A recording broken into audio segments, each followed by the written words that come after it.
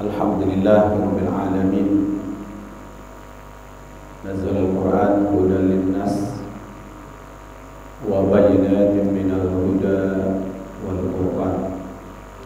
Asyhadu an la ilaha illallah wahdahu la syarika lah wa asyhadu anna Muhammadan abduhu wa rasuluh. Allahumma salli wa sallim ala Muhammad wa ala alihi wa ashabihi ajma'in. Allahumma arhamna wa ahlana bil Qur'an. Allahumma akrimna wa ahlana bil Qur'an. Allahumma inna nas'aluka huda wa tuqa wal afafa wal ghina. Allahumma inna nas'aluka ilman nafi'an wa rizqan thayyiban wa amalan mutaqabbalan. Ya muqallibal qulub, tsabbit qalbi ala dinika. Qala Allah Ta'ala fil Qur'anil Karim, a'udzu billahi minasy syaithanir rajim. Bismillahirrahmanirrahim. Innal ladzina amanu wa 'amilus solihati lahum jannatun tajri min tahtihal anhar. Dzalikal fawzul kabir. Shadaqallahul azim. Al-Qur'an surah Al-Buruj ayat yang ke-11. Terjemahannya, sesungguhnya orang-orang beriman dan mengerjakan amal-amal yang soleh, bagi mereka surga yang mengalir di bawahnya sungai-sungai. Itulah keberuntungan yang besar. Bapak Ibu yang kita muliakan, masih ingat kita bagaimana dua kelompok manusia. Satu kelompok orang-orang kafir, yang satu lagi kelompok orang-orang yang beriman. Orang-orang kafir itu membunuh, membakar hidup-hidup orang yang beriman. Apa penyebabnya? Penyebabnya hanya satu saja, karena mereka beriman kepada Allah yang Maha Perkasa, Maha Terpuji, Allah yang pemilik, penguasa langit dan bumi. Lalu dibagi dua oleh Allah. Orang-orang yang kafir itu, apabila mereka tidak bertaubat, maka Allah akan sediakan dua azab. Pertama, neraka jahanam. Yang kedua, api yang menyala-nyala. Tapi tetap dimulai dengan kalimat, kalau mereka tidak bertaubat. Itu menunjukkan kasih sayang Allah.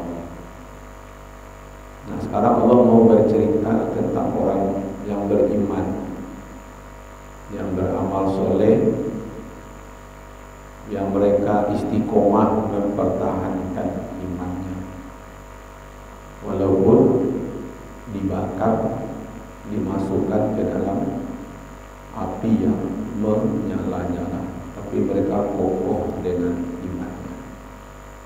Maka bagi mereka yang seperti itu, Allah akan berikan keberuntungan yang besar. Jadi tidak sia-sia orang mempertahankan iman dan amal soleh. Belum seberat kita, Pak. Kita ini tidak ada ujian yang berat. Paling-paling salimui kepada pekerjaan, kecintaan ke dunia. Tapi di sini bagaimana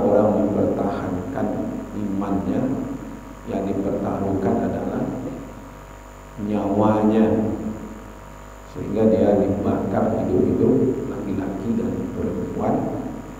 Tidak ada satu pun yang mereka lakukan itu kecuali karena mempertahankan iman mereka. Maka pantas bagi mereka itu, kata Allah, ya kan, bahwa disediakan surga yang mengalir sungai-sungai di bawahnya, dan itulah keberuntungan yang besar. Ya. Jadi kalau begitu, kenapa Allah bercerita dulu dalam ayat ini neraka, ya, baru bercerita tentang surga di neraka dulu? Tadi dalam surat Al-Baqarah juga bercerita tentang neraka, ya kan, mu'iddal lil kafirin. Baru Allah bercerita tentang wa basyiril ladzina amanu wa amilus solihati anna lahum jannatin tajri min tahtiha al-anhar. Jadi digandeng, Pak. Cerita dulu tentang neraka, ya kan, orang-orang kafir, ya, yang membakar orang beriman itu, ya kan, akan dimasukkan ke dalam neraka Jahannam, dan mereka akan dibakar dengan api yang menyala. Ya kan? Sekarang baru bicara tentang surga. Sebenarnya ya, sebagai motivasi buat kita. Jadi memang dalam kehidupan beragama ada hukuman, ada penghargaan. Kalau mereka kafir ya wajar saja, ya, namanya hidupnya bebas kan, ya kan? Orang-orang kafir itu kan mereka hidup bebas menikmati kehidupan dunia, makanya mereka tidak peduli, tidak ada rasa takut, ya, untuk membunuh, tidak ada rasa takut untuk menghabisi, membakar sekalipun. Malahan mereka bergembira ria melihat orang-orang beriman itu dihabisi. Ya kan? Terbayang tak Bapak Ibu, ya kan, bagaimana, ya kan, penghancuran umat Islam itu mereka bangga. Sama juga dulu waktu tahun 65, ya, PKI membunuh para jenderal. Sekarang PKI itu yang korban kan. Kalau dulu jenderalnya yang korban, sekarang PKI-nya yang korban kan. Jadi sudah dia bunuh, akhirnya mereka berpesta pora, seolah-olah membunuh manusia ini seperti itu, membunuh rangi sedemikian rupa, ya kan? Ditampuk mati selesai. Padahal sebenarnya runtuhnya dunia ini, hancurnya dunia ini lebih baik, ya, lebih mudah dibandingkan hilangnya nyawa manusia tanpa hak, ya kan? Jadi ada di situ punishment sebenarnya, ya kan? Ancaman dari Allah. Kalau kamu kafir, kamu begini, ini ancaman. Tapi kalau kamu beriman, ya kan, beramal soleh dan kokoh dengan imannya itu, maka ini akan kau dapatkan. Ya kan? Itu kadang-kadang begini Pak, kalau tidak kita pikirkan surga sebagai motivasi, kadang-kadang ya, walaupun ada orang yang sudah sampai ke tingkat abid mungkin, ya, dia tidak peduli dengan mau masuk surga, mau masuk neraka, tidak peduli, yang penting dia dapat ridho Allah, ya kan? Tapi boleh, karena Allah yang memberitahu di sini, sesungguhnya orang yang beriman dan beramal soleh bagi mereka ada surga. Lalu kita termotivasi, ya, semangat gitu. Karena ada yang akan kita raih, yaitu surga, ya kan? Lalu kita takut meninggalkan kemaksiatan itu karena ada neraka, gitu ya. Jadi ada supaya termotivasi untuk itu. Ya, boleh Pak. Kalau beramal harap surga boleh. Beramal karena takut neraka boleh Pak. Ya, itu bukan seorang budak takut dengan majikannya. Karena memang Allah sendiri, ya kan? Allah sendiri yang mengatakan, hendaklah kamu pelihara dirimu dari api neraka. Lalu kita takut daripada masuk neraka, jawab beriman gitu ya. Bahasa asalnya seperti itu. Ya kan? Boleh tak? Boleh. Tapi ada yang sudah sampai, ya Allah, kalau aku beribadah kepada Engkau karena takut neraka, ya kan? Masuk Islam bawa ke neraka. Kalau Allah harap surga, ya kan, jauhkan Allah dari surga. Ya kan? Tapi kalau Allah beribadah karena engkaunya, terserah kepada engkau mau masukkan apa. Jadi ada orang yang sampai ke tingkat mahabbah, cinta kepada Allah. Dia tak peduli surga neraka, tapi yang penting dia mendapatkan cinta kepada Allah. Itu ada yang populer namanya pada seorang perempuan Rabi'ah Al-Adawiyah, ya kan? Itu memang orang sufi, ya kan? Dan dia tidak peduli karena dalam hatinya itu sudah dipenuhi dengan cinta kepada Allah. Ibu pernah jatuh cinta? Dia pernah ibu itu cinta, merasakan cinta, dia pernah. Apa dia pernah itu cinta? Rasul melayang-layang rasanya itu cinta. Ya kan? Kalau sudah kecintaannya kepada Allah yang muncul, segala itu akan ringan, ya kan? Karena harapnya kepada Allah, apapun pekerjaannya menjadi ringan. Ada seorang misionaris Pak, Amerika dari California. Dia datang ke Indonesia. Ya. Kedoknya mengajar di Sumatera Barat. Tapi poin pentingnya sebenarnya dia adalah petugas agama misionaris. Ya. Sering berdialog gitu.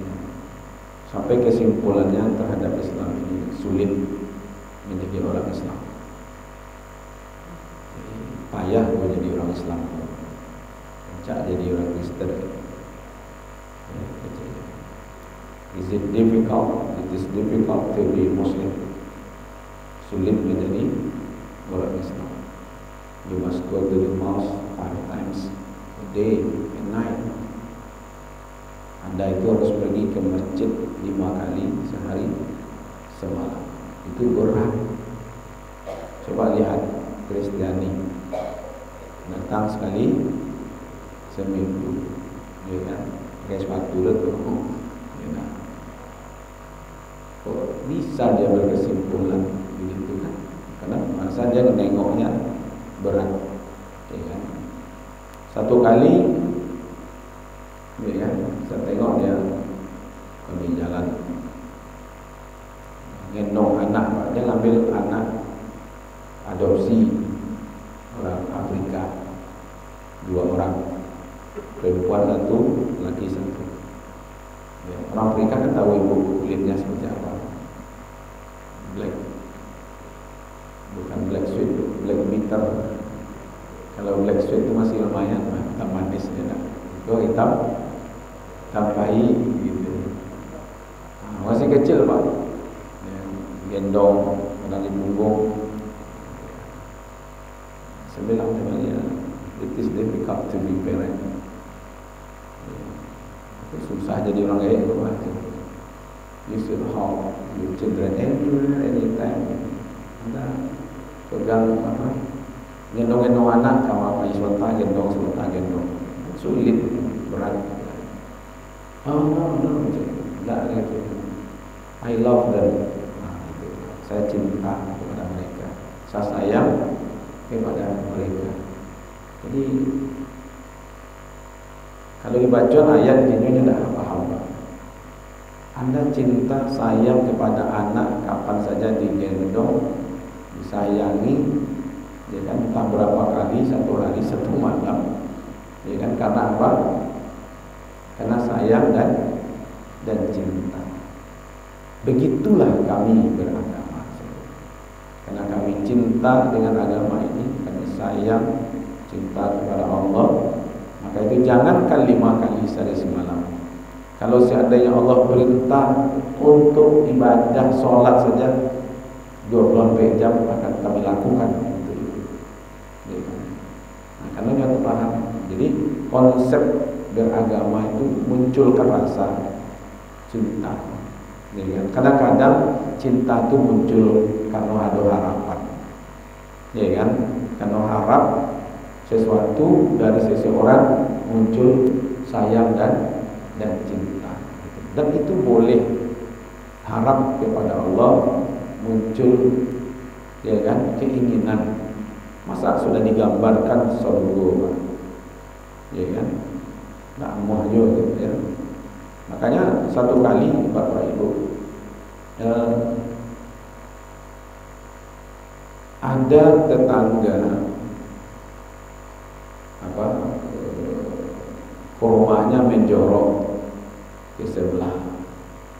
Di waktu dia panen, ya kan, panen, jatuh kurma itu sebelah. Ambilnya dia anak-anak sebelah, anak orang miskin. Turunnya dari kurma itu, Pak, masuk dari sebelah, ambil satu itu. Sampai begitu tercekir, sampili. Ya kan? Lalu tetangga ini lapor kepada Nabi, ya, tentang perangainya. Nah, ini kurma jorok, pakai paganya diambil oleh anak-anak, dipungutnya balik. Malah dalam riwayat mengatakan, "Nalah tamarkan tu cuci juga." Itu nak namah dia berbagi. Lalu Rasulullah, kalau kamu mau berbagi, kamu akan memperoleh pohon kurma di surga. Sana mau berbagi dengan orang sebelah, atau akan mendapatkan pohon kurma di surga. Apa jawabnya? Sebenarnya mau saja ya Rasul, cuma kurma lama kurma. Akhirnya tidak mau coba bayangkan, Pak, berbagi hadiahnya pohon kurma di surga. Maksudnya apa? Mereka mungkin Bapak Ibu pohon kurmanya di surga, saudaraku, gitu. Berarti tawaran Nabi itu, kamu akan dapat pohon kurma di surga. Artinya kamu masuk surga, gitu.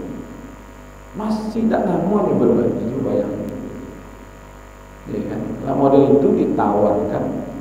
Ini Bapak Ibu kalau mau beriman, mau beramal soleh, ya kan, maka engkau akan dapat surga balasannya, gitu ya. Nah, inilah Bapak Ibu yang dimuliakan, ingin disampaikan oleh Allah, gitu ya. Nah, ada bagi kita, ya, ini bagian, ya kan, supaya kita tahu, ya, bagaimana pilihan itu. Digandenglah informasi antara surga dengan neraka. Ya. Ini kebetulan ayatnya ayat yang ke-11 bicara tentang surga. Karena ada tuduhan juga ini dari Perdana Menteri Malaysia, ya, Mahathir Mohamad. Katanya orang Melayu terbelakang, tidak maju, tidak kaya, miskin, itu penyebabnya karena dana ustaz. Katanya di Melayu, di Malaysia. Jadi kenapa umat Melayu sekarang ini tidak kaya, Pak? Tidak hebat? Itu pengaruh kajian ustaz. Karena ustaz itu ceritanya surga, cerita neraka, cerita haram, cerita halal, ya, sehingga dunia dikuasai oleh orang kafir. Awak cerita surga, neraka, gitu ya. Ya, ini kebetulan sebenarnya Pak. Karena kita mentadaburi Al-Quran. Nanti suatu saat sampai juga kepada mentadaburi ayat-ayat yang berhubungan dengan teknologi, ya kan? Makanya Islam itu kajiannya dunia akhir. Ya, bukan tidak boleh kita, tapi jangan ganti dunia dengan akhirat, ya kan? Dunianya dikaja, tapi akhiratnya dilupakan. Nah, karena ini Allah ingin bercerita tentang kehidupan di akhirat bagi orang-orang kafir dan bagi orang-orang yang beriman. Bisa saja Bapak Ibu nanti ada penjahat yang buruk ya di dunia ini bebas, bisa saja Pak. Ya kan? Dan itu bukan mungkin. Ya kan? Orang yang berbuat jahat di dunia bisa lepas dari hukuman, bisa berkali-kali, ya kan? Malah dikajukan berkali-kali, tidak hanya diproses, ada, ya kan? Bisa saja karena ada backingan, ya kan? Ada mungkin pendekatan, ya kan? Karena dekat dengan penguasa. Tapi kalau berlawanan bisa capek prosesnya, bisa, ya kan? Itu dunia, Pak. Tapi jangan pernah berpikir di akhirat akan terjadi hal yang seperti demikian, Pak. Akan lepas dari hukuman Allah.